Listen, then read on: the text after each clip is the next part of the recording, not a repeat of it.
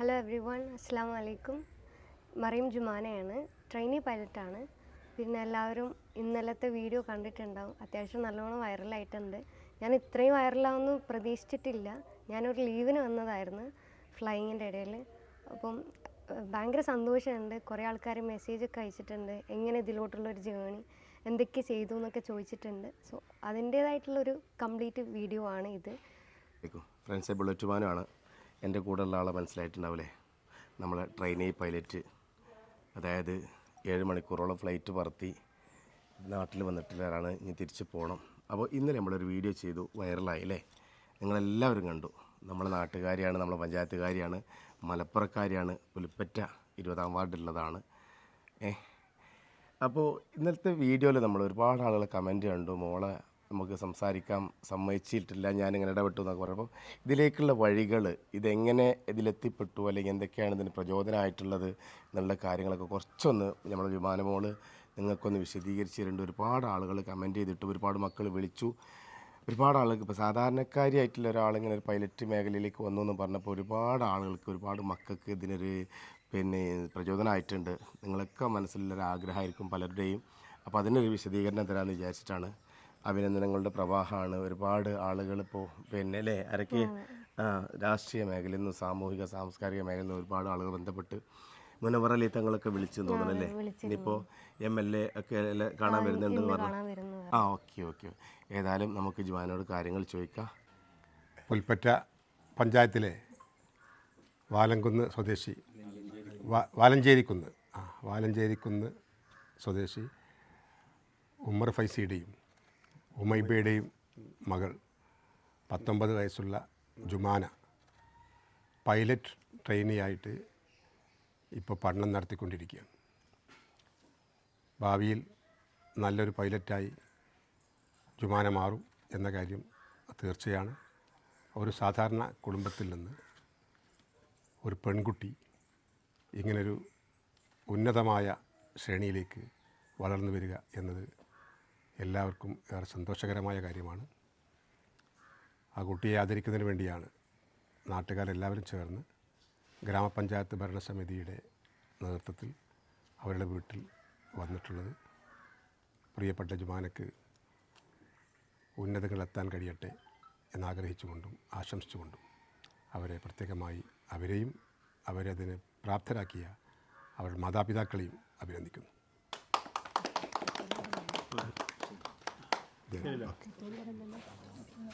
അപ്പോൾ ജുമാന മോളെ, എല്ലാവർക്കും പ്രഷറായിട്ടുള്ള ആളുകൾക്ക് അറിയാനൊരു താല്പര്യമുണ്ട്, അല്ലെങ്കിൽ ഒരുപാട് കുട്ടികൾ പഠിക്കാൻ വേണ്ടിയിട്ട്, അല്ലെങ്കിൽ ഇതെങ്ങനെയാണെന്നുള്ളത് ഒരുപാട് ഈ +2 അല്ലെങ്കിൽ +1 ഒക്കെ പഠിക്കണ ബിഗിനിങ് ആയിട്ടുള്ള മക്കളുണ്ട്. അവരൊക്കെ ചോദിച്ചിട്ടുണ്ടായിരുന്നു.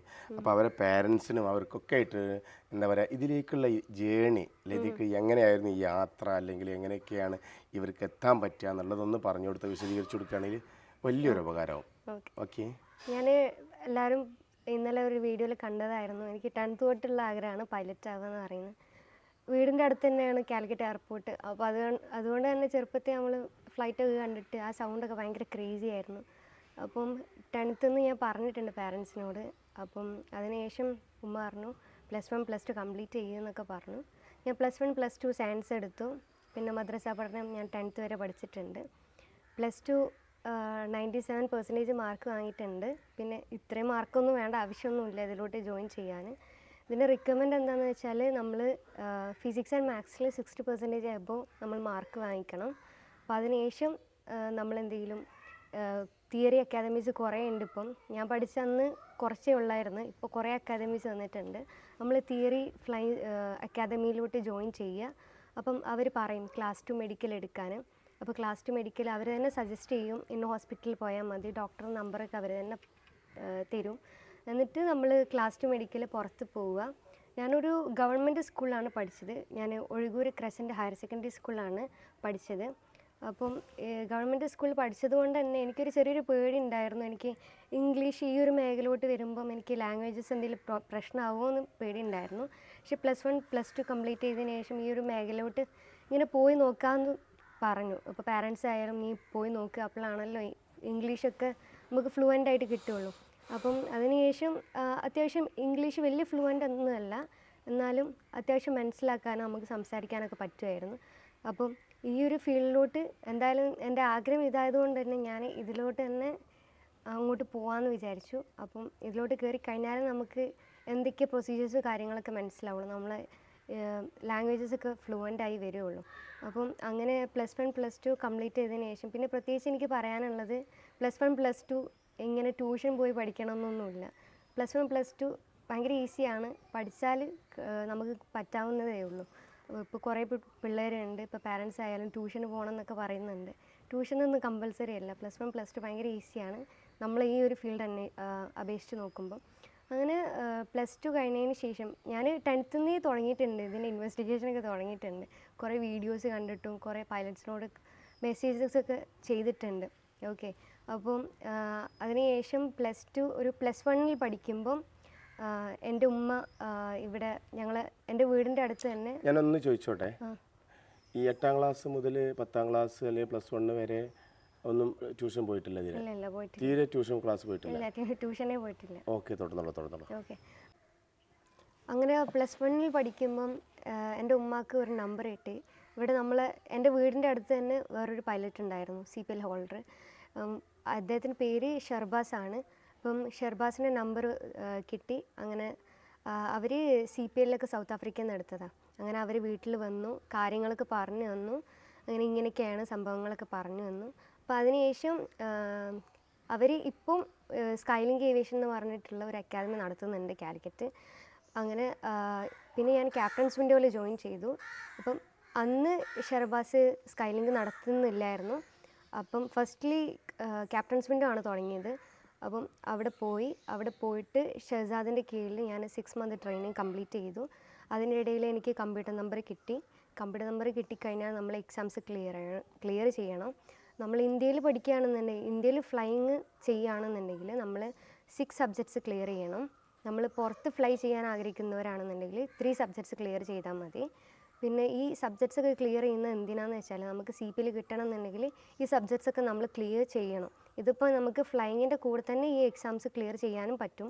പക്ഷെ അത് കുറച്ച് റിസ്ക്കിയാണ്. കാരണം നമ്മൾ ആദ്യം തന്നെ തിയറി കംപ്ലീറ്റ് ചെയ്ത് കഴിഞ്ഞിട്ട് ഫ്ലൈയിങ് വേറൊരു സ്റ്റെപ്പിലോട്ട് അത് വേറെ സെപ്പറേറ്റ് ചെയ്യുന്നതായിരിക്കും നല്ലത്. കാരണം കുറച്ച് ഹാർഡ് വർക്കും കാര്യങ്ങളും ഉണ്ട്. ഇപ്പം ഞാൻ +2 കഴിഞ്ഞതിന് ശേഷം ക്യാപ്റ്റൻസ് വിൻഡോ ജോയിൻ ചെയ്തപ്പം അവരാദ്യം പറഞ്ഞു ക്ലാസ് 2 മെഡിക്കൽ എടുക്കാനും. അങ്ങനെ ക്ലാസ് 2 മെഡിക്കൽ എടുക്കാൻ ബാംഗ്ലൂർ പോയിട്ടുണ്ടായിരുന്നു. അവർ പറഞ്ഞു തന്നിരുന്നു ഇന്ന ഹോസ്പിറ്റലിൽ നിന്ന് ചെയ്താൽ മതി. അങ്ങനെ അവിടെ പോയപ്പം അന്നാണ് ഞാൻ ആദ്യമായിട്ട് പുറത്തൊക്കെ പോകുന്നത്. അതും ഞാനും ഉമ്മയും മാത്രമേ പോയിട്ടുള്ളൂ. പിന്നെ അപ്പോഴാണ് ഞാൻ ഇംഗ്ലീഷൊക്കെ സംസാരിക്കാൻ തുടങ്ങി. അതിന് മുന്നേ തന്നെ ഞാൻ ലാംഗ്വേജസൊന്നും ഇംഗ്ലീഷായിട്ട് ഞാൻ സംസാരിക്കില്ലായിരുന്നു. അങ്ങനെ ക്ലാസ് 2 മെഡിക്കൽ ക്ലിയർ ചെയ്തതിന് ശേഷം തിയറി കംപ്ലീറ്റ് ചെയ്തു. കമ്പ്യൂട്ടർ നമ്പർ കിട്ടി. എക്സാംസൊക്കെ അത്യാവശ്യം ക്ലിയർ ചെയ്തു. ഇനി എനിക്ക് RT മാത്രമേ ഉള്ളൂ. പിന്നെ RT നമ്മൾ ഫ്ലൈ ചെയ്യുമ്പം എക്സാം എഴുതിയാലും മതി, അപ്പോൾ നമുക്ക് സിമ്പിളായിട്ട് തോന്നുള്ളൂ. പിന്നെ ബേസിക്കലി ഇതിൽ പഠിക്കാനുള്ളത് നമ്മൾ ടെക്നിക്കലായിട്ട് പഠിക്കണം. ഇപ്പം ക്രാഫ്റ്റിൻ്റെ പാർട്സും കാര്യങ്ങളും എങ്ങനെ വർക്കിങ് കാര്യങ്ങളൊക്കെ പഠിക്കാനുണ്ട്. പിന്നെ നമ്മൾ മെട്രോളജി ക്ലൈമറ്റ് ബന്ധപ്പെട്ട് പഠിക്കാനുണ്ട്.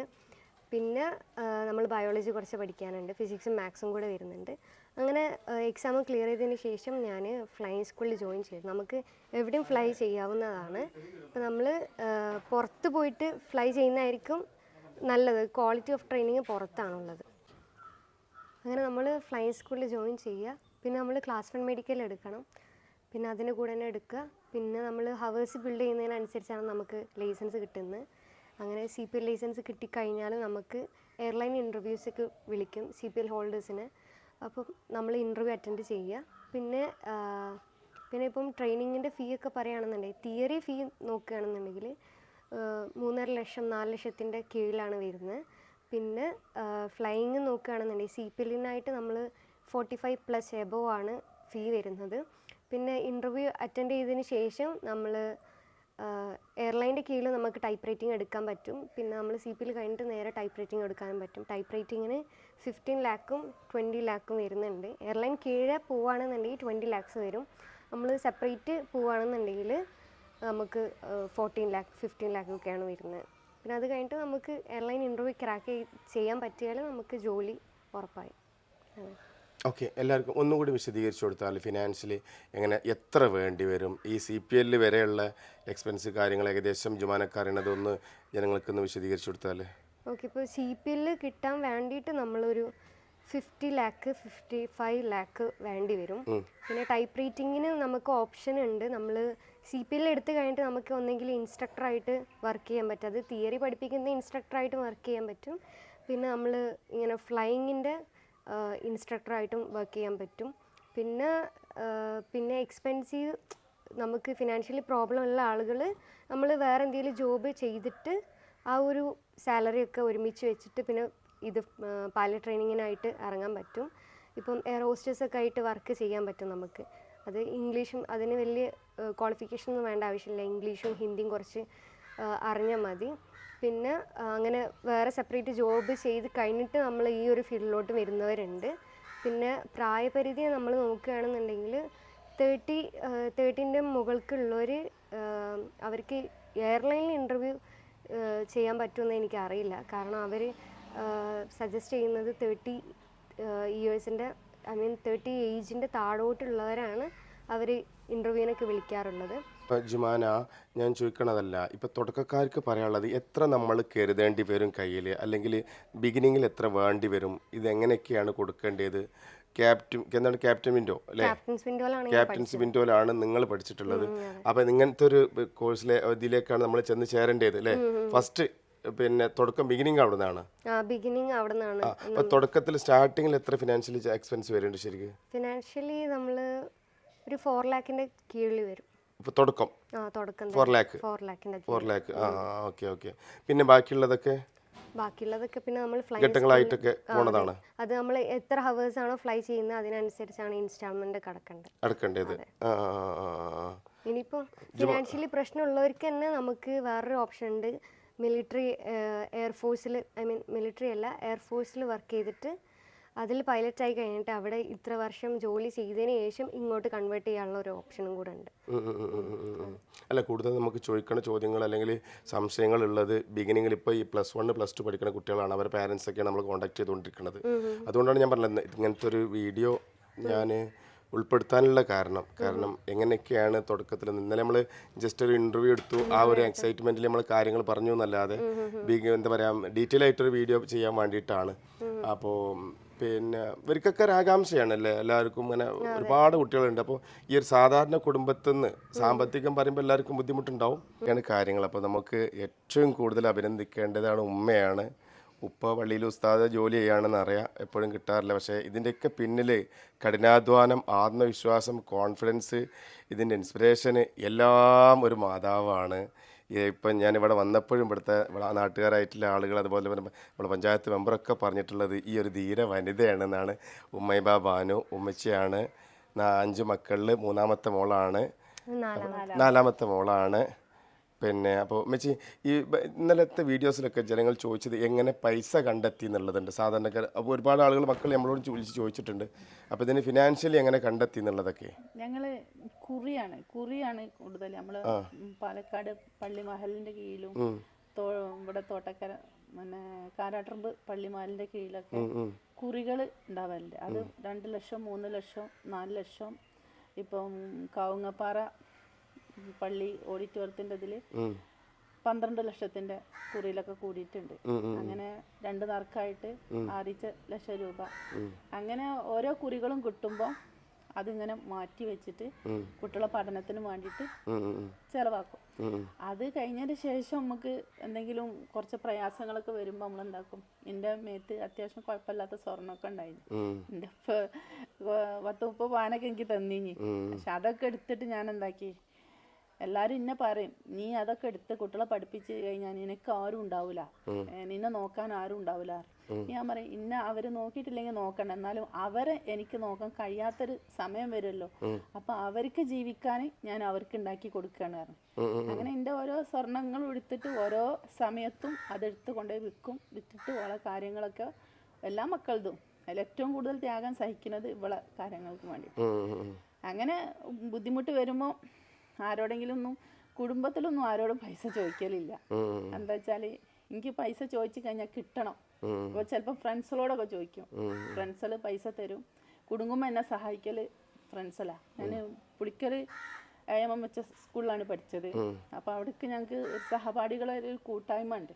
ആ കൂട്ടായ്മയിലുള്ള എൻ്റെ ഫ്രണ്ട്സുകൾ എന്നെ നല്ലോണം സഹായിക്കും. അപ്പോൾ എനിക്ക് വേണ്ട കാശുകളൊക്കെ ഞാൻ അവരോട് ചോദിക്കും. അങ്ങനെ അവർ എനിക്ക് തരും. ഞാൻ എനിക്കിങ്ങനെ എന്തെങ്കിലുമൊക്കെ പൈസ ഉണ്ടാകുമ്പോൾ ഞാൻ അവർക്ക് കൊടുക്കും. പിന്നെ എൻ്റെ ഹസ്ബൻഡ് ചോദിക്കും, പിന്നെ ഇവരോട് ചോദിക്കും, ഇപ്പച്ചിനോട് ചോദിച്ചു, ഇപ്പച്ചി ഞാൻ പൈലറ്റ് ആവട്ടെ. അപ്പോൾ ഇപ്പച്ചി പറഞ്ഞേ, ഇജ് പൈലറ്റോ? ഇന്ന് ലോകത്തിൽ ആദ്യത്തെ പൈലറ്റ് ഇന്ദിരാഗാന്ധിയാണ്. ഇന്ദിരാഗാന്ധിയൊക്കെ അതിസമ്പന്ന കുടുംബത്തിലെ ഒരു ആളായതുകൊണ്ടാണ് ഇന്ന് പൈലറ്റായത്. അതുകൊണ്ട് ഇപ്പച്ചിൻ്റെ കുട്ടിക്ക് പൈലറ്റ് ആവാൻ കഴിയുമെന്ന് എനിക്കറിയില്ല എന്നാണ്. അപ്പോൾ ഞാൻ ഇപ്പച്ചിനോട് ചോദിച്ചു, എന്താ സാധാരണക്കാർക്ക് പൈലറ്റ് ആയിക്കൂടെ? അപ്പോൾ അതെങ്ങനെ ചെയ്യുക? ഞാൻ പറഞ്ഞു, നമ്മുടെ ഈ മുതലും സ്വത്തൊക്കെ നമ്മളെ കുട്ടികൾക്കുള്ളതില്ലേ, അത് നമ്മൾ അവർക്കും വേണ്ടി ചിലവാക്കുക. നമ്മൾ മരിച്ചാലും അവർക്ക് തന്നെയാണ്, ജീവിച്ചിരുന്നാലും അവർക്ക് തന്നെയാണ്. അപ്പോൾ അത് അവർക്കും വേണ്ടി നമ്മൾ ചിലവാക്കാമെന്ന് പറഞ്ഞിട്ട് ഞങ്ങളെല്ലതും ഞങ്ങളെ മക്കൾക്കും വേണ്ടിയിട്ട് ചിലവാക്കുകയാണ്. ഇൻഷാ അല്ലാഹ് അല്ലാഹു തആല നമ്മളെല്ലാ ഹലാലായ മുറാദുകളും അല്ലാഹു ഹസിലാക്കി തരട്ടെ. ആഗ്രഹം പൂവണിയട്ടെ, വാനോലം ഉയരട്ടെ. നിങ്ങളെല്ലാവരുടെയും പ്രാർത്ഥനയും എല്ലാം നമുക്ക് വേണം. ഇതേപോലെയുള്ള ആഗ്രഹത്തിൽ നമുക്കെല്ലാവർക്കും സപ്പോർട്ട് ചെയ്ത് നിങ്ങളെല്ലാവരും നമ്മളെ കൂടെ വേണം, വിജയിപ്പിക്കണം. ഇൻഷാ അല്ലാഹ് ഇത്ര തന്നെ പറയാനുള്ളൂ നമുക്ക്. ഫ്രണ്ട്സേ, ഒരുപാട് ആളുകളല്ലേ ഇതിനെക്കുറിച്ച് ചിന്തിക്കുന്നവർ, ഇതിനെക്കുറിച്ച് ആലോചിച്ചവർ, പാരൻസ്, രക്ഷിതാക്കൾ, അതുപോലെ സ്റ്റുഡൻ്റ് എല്ലാവരും ഉണ്ട്. അപ്പോൾ അവരോടൊക്കെ പറയാനുള്ളത് ഇത്രയൊക്കെയാണ് പറയാനുള്ളത്. ഇങ്ങനെയൊക്കെയാണ് ക്യാപ്റ്റൻസ് വിൻഡോ അല്ലേ, അവിടെയാണ് മോള് പഠിച്ചിട്ടുള്ളത്. ഇങ്ങനെ ഒരുപാട് സ്ഥാപനങ്ങളൊക്കെ ഉണ്ടാവും. അപ്പോൾ ഇത്രയൊക്കെയാണ് തുടക്കത്തിൽ വരുന്നത്. അപ്പോൾ ഒരു 50, അതായത് 50 ലക്ഷത്തിൻ്റെ മുകളിൽ അല്ലെങ്കിൽ ഏകദേശം കാണേണ്ടി വരും. 50-55 അടുത്ത് CPL മാത്രം. CPL എന്ന് പറഞ്ഞാൽ ക്യാപ്റ്റൻ കൊമേഴ്ഷ്യൽ പൈലറ്റ് ലൈസൻസ് ആണ്. ഇപ്പോൾ SPL ആണ് എൻ്റെ അടുത്തുള്ളത് അല്ലേ, സ്റ്റുഡൻറ്റ് പൈലറ്റ് ലൈസൻസ് ആണ് ഉള്ളത്. അപ്പോൾ ഇത്ര വിശദമായിട്ട് പറയാനുള്ള കാരണം ഞാൻ പറഞ്ഞില്ല, കഴിഞ്ഞ വീഡിയോസിൽ നമുക്ക് ഉൾപ്പെടുത്താൻ പറ്റാത്ത കാര്യങ്ങളാണ് ഇപ്പോൾ പറഞ്ഞിട്ടുള്ളത്. പിന്നെ അതുപോലെ വേറൊരു കാര്യം പറയാനുള്ളത്, ശരിക്കും പൈലറ്റായിട്ട് പഠിക്കാൻ വേണ്ടിയിട്ട് യൂട്യൂബ് ചാനൽ തുടങ്ങിയ ആളാണ് കേട്ടോ അല്ലേ. അമ്മച്ചിനോട് ഒരു യൂട്യൂബ് ചാനലുണ്ട്. എന്താണ് ചാനലിൻ്റെ പേര്? എന്താണ്? മറിയം ജുമാന. എല്ലാവർക്കും അടിച്ചാൽ കിട്ടും. അപ്പോൾ നിങ്ങളൊക്കെ സപ്പോർട്ട് വേണമെന്നുള്ളതാണ്. കാരണം അവൾ എന്തെങ്കിലുമൊക്കെ വീഡിയോസ് അപ്ലോഡ് ചെയ്യും. കാരണം എന്താ വെച്ചാൽ എന്തെങ്കിലുമൊക്കെ ഒരു മാസത്തിൽ എനിക്ക് തോന്നുന്നത് അവിടെ ഹോസ്റ്റലിൽ തന്നെ 10-15,000 ഒക്കെ ചിലവരുണ്ടല്ലേ, ചിലവ് കാര്യങ്ങളൊക്കെ അല്ലേ. അപ്പോൾ അതെന്തെങ്കിലും കണ്ടെത്താൻ പറ്റുമെന്നുള്ള പ്രതീക്ഷയിലാണ് ആ ചാനലൊക്കെ സബ്സ്ക്രൈബ്. അപ്പോൾ അപ്ഡേഷനൊക്കെ ഇടാമെന്ന് പറഞ്ഞിട്ടുണ്ട്. ഇതുവരെ മടിയായിരുന്നു ചാനലിൽ അല്ലേ. കുറേ പേര് ഇപ്പം ഇന്നലത്തെ വീഡിയോ വൈറലായതിനു ശേഷം കുറേ പേര് എന്നെ പേഴ്സണലി മെസ്സേജ് അയക്കുന്നു. പിന്നെ നിങ്ങൾക്ക് അറിയില്ല, പൊതുവെ നല്ലൊരു ഗായികയാണ്, നല്ലോണം പാട്ട് പാടും, ഒരുപാട് പാട്ട് പാടിയിട്ടുണ്ട്, ഒരുപാട് സ്റ്റേജുകളിൽ പാടിയിട്ടുണ്ട്. പിന്നെ അതൊക്കെ നിർത്തി വെച്ചിട്ടാണ് പിന്നെ ഇങ്ങനല്ലേ. പിന്നെ മക്കൾ ഒരുപാട് എഫേർട്ട് എടുക്കുക എന്നല്ല കേട്ടോ, ഏത് കാര്യത്തിലാണോ അതിന് നമ്മൾ മുന്നിട്ടിറങ്ങുക, അതിനൊരു കോൺഫിഡൻസ് കൊടുക്കുക എന്നുള്ളതാണ്. കാരണം മോളെ കാര്യത്തിൽ 8ാം ക്ലാസ് മുതലോ അല്ലെങ്കിൽ തുടക്കത്തിലൊന്നും ട്യൂഷനോ കാര്യങ്ങളൊന്നും പോയിട്ടില്ല. ഫിനാൻഷ്യലി അതിന് ചിലപ്പോൾ പറ്റിയിട്ടുണ്ടാവില്ല, അത്രയും സാധാരണ കുടുംബമാണ്, അതുകൊണ്ട് ഒന്നിനും പോയിട്ടില്ല. പിന്നെ അവൾക്കുള്ളൊരു ആത്മധൈര്യമാണ് ഇന്ന സ്ഥലത്ത് എത്ര ലക്ഷ്യസ്ഥാനത്തിലെ ഒരു എയിമാണ് അതിലിങ്ങനെ എത്തിച്ചിട്ടുള്ളത്. പിന്നെ പാരൻസിൻ്റെ പൂർണ്ണമായ സപ്പോർട്ട്, എസ്പെഷ്യലി മാതാവായിട്ടുള്ള പിന്നെ ഉമൈബ ബാനു അല്ലേ, ഉമൈ ബാനു, ഓക്കെ, പ്രത്യേകം അഭിനന്ദിക്കുകയാണ് ഈ ഒരു അവസരത്തിൽ. അപ്പോൾ ഏകദേശമൊക്കെ നിങ്ങൾക്ക് മനസ്സിലായിട്ടുണ്ടാവുമെന്ന് വിചാരിക്കണ്. ഇത്രയും ചിലവ് വരുന്നുണ്ട്, ഇങ്ങനെയൊക്കെയാണ് ബിഗിനിങ്ങിൽ പോകേണ്ടത്, പിന്നെ എങ്ങനെയൊക്കെ എത്തിപ്പെടാൻ പറ്റും എന്നുള്ളതൊക്കെ പലർക്കും ഇല്ല സംശയം. ഇനി വേറൊരു കാര്യം, നമ്മൾ പിന്നെ മറിയം ജുമാനൻ്റെ പിന്നെ ചാനലിൽ ഇതിനെ കുറിച്ചുള്ള വിശദ വിവരങ്ങൾ, ഡെയിലി അപ്ഡേഷൻ, കംപ്ലീറ്റ്ലി ഡീറ്റെയിൽ ആയിട്ടുള്ള വീഡിയോ ഇടാൻ താല്പര്യപ്പെടുന്നുണ്ട്. കാരണം എല്ലാവരും ചോദിക്കുന്നുണ്ട് എന്തൊക്കെ സബ്ജക്ട്സ് ആണ്, എന്തൊക്കെ ഇതിന് പഠിക്കാനുള്ള ഒക്കെ കുറെ ആൾക്കാർ അവരെ പറഞ്ഞിട്ട് കാര്യമില്ല. കാരണം അവർക്ക് അറിയില്ല, മനസ്സിലാവുണ്ടോ, കുറെ പേർക്ക് അറിയാത്തതുണ്ട്. അപ്പം ഈ ഇങ്ങനത്തെ ഒരു പൈലറ്റ് വിഭാഗം എന്നൊക്കെ പറയുന്നത് അവർ പറഞ്ഞത് പൈലറ്റ് ആണെങ്കിൽ ഡോക്ടറേറ്റ് സാധാരണക്കാരായിട്ടുള്ള ആളുകൾ മാറ്റി വെക്കുന്ന സബ്ജക്റ്റാണ്. പാരൻസ് ആണെങ്കിലും വിമാനത്തിൻ്റെ പൈലറ്റായി നിനക്ക് പറ്റൂല അല്ലെങ്കിൽ നിനക്കൊന്നും സാധിക്കില്ല എന്ന് പറഞ്ഞിട്ട് പ്രചോദനം നഷ്ടപ്പെടുത്തുന്ന രീതിയിലൊക്കെ എന്താ പറയുക, ഒരു പിന്നെ അൺമോട്ടിവേഷനായിട്ട് കൊടുക്കേണ്ട സംഗതിയാണ് അല്ലേ, ഇങ്ങനെയൊക്കെ ആകുമ്പോൾ. അപ്പോൾ ഇത് ഇന്നിപ്പോൾ ജുമാന ഈ ഒരു ലെവലിൽ എത്തിയതുകൊണ്ടാണ് ഒരുപാട് ആളുകൾ ചോദിക്കാനുള്ള കാരണം, സാധാരണക്കാരനായിട്ടുള്ള ആളുകൾ ചോദിക്കാനുള്ള കാരണം, എങ്ങനെ എത്തിപ്പെട്ടു, എങ്ങനെ ഇതിലേക്ക് എത്തി എന്നുള്ളത് മനസ്സിലാവുണ്ടോ. അതുകൊണ്ടാണ് വിശദമായിട്ട് നമ്മൾ പറയാനുള്ള കാരണം. ഇനി ഞാൻ പറഞ്ഞല്ലോ, നിങ്ങളൊക്കെ ജുമാൻ്റെ ചാനൽ സപ്പോർട്ട് ചെയ്ത് കൊടുക്കുക, അവൾക്ക് ഇതിലെത്തിപ്പെടാൻ സാധിക്കട്ടെ. ഇതിൻ്റെ പിന്നിൽ ഇനി അവളൊരു എന്താ പറയുക, എന്താണ് ട്രെയിനിൽ തരുന്ന ആൾക്ക് പറയൽ, ഇൻസ്ട്രക്ടർ, അതൊന്നും ഇപ്പോൾ എനിക്ക് പറയാൻ കിട്ടണമെന്നില്ല. അപ്പോൾ ഇൻസ്ട്രക്ടറൊക്കെ ആവുകയാണെങ്കിൽ അതിനൊക്കെ പറ്റൂട്ടോ. ഈ CPL എന്ന് പറഞ്ഞാൽ പൈലറ്റ് ആയോ മാത്രമല്ല അല്ലേ, പൈലറ്റിൻ്റെ ക്ലാസ് എടുത്ത് കൊടുക്കാനും നമ്മൾ ഫ്ലൈറ്റ് ഓടിച്ച് പോകണമെന്നില്ല, അങ്ങനെയൊക്കെ ഒരുപാട് മേഖലയിലേക്ക് എത്താൻ പറ്റും. അപ്പോൾ ഇനിയും ഒരിക്കൽ കൂടി എല്ലാവിധ ഭാവുകളും എല്ലാവിധ ഐശ്വര്യവും എല്ലാവിധ അനുഗ്രഹങ്ങളും പറയാണ് ബുള്ളറ്റ് മാനു എന്ന ചാനലിൻ്റെ പേരിലും. അതുപോലെ തന്നെ ഇന്നലെ വീഡിയോ കണ്ടിട്ടുള്ള ഒരുപാട് ആൾ ഇൻസ്റ്റാഗ്രാമിലും ഫേസ്ബുക്കിലും യൂട്യൂബിലൊക്കെ ആയിട്ട് നമ്മളെ സപ്പോർട്ട് ചെയ്തിട്ടുള്ള, മോൾക്ക് വേണ്ടി പ്രാർത്ഥിച്ചിട്ടുള്ളവർ, നിങ്ങളൊക്കെ ഇനിയും പ്രാർത്ഥനയും നിങ്ങളുടെ സപ്പോർട്ടും നിങ്ങളൊക്കെ ആത്മാർത്ഥമായിട്ടുള്ള സഹകരണം മോൾക്ക് അനിവാര്യമാണ്. നമ്മുടെ നാട്ടുകാരിയാണ്, കുടുംബത്തോട്ട് കൊച്ചു മോളാണ്, നിഷ്കളങ്കതയാണല്ലേ. ഇന്നലെ പലരും കമൻറ്റ് എഴുതിയ ഒരു പൈലറ്റ് എന്നില്ല അഹങ്കാരം അല്ലെങ്കിൽ ഒരു ധാർഷ്ട്യമൊന്നും ഇല്ല എന്നുള്ളത്. വളരെ ലോലമാണ്, ഒരു കൊച്ചു സുന്ദരിയാണെന്ന് തന്നെ പറയാം. ഓക്കെ, അപ്പോൾ അതുകൊണ്ട് ഇനിയും ഉയരങ്ങളിലെത്തട്ടെ. Thank you. അസ്സലാമു അലൈക്കും. നമസ്കാരം.